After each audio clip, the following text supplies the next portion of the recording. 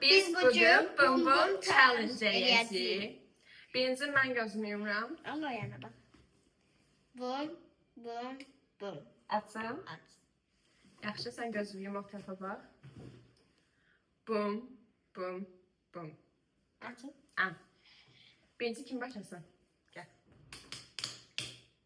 Mən başlayayım. Yaxşı. Bum. Aa, Ye de. yem yaxşı.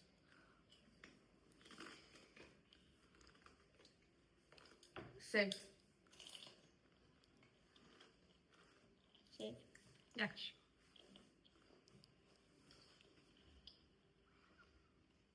Sev. Normal ye. Sev. Sev. Hmm. Artık bir de. Artık vur. Bum. Bum. Evet. Arkadaşlar Fikrət kazandı. Fikrət, sən təbrik edirəm. Gələcəkdəki yarışlarda görüşmək üzrə. Sağ olun.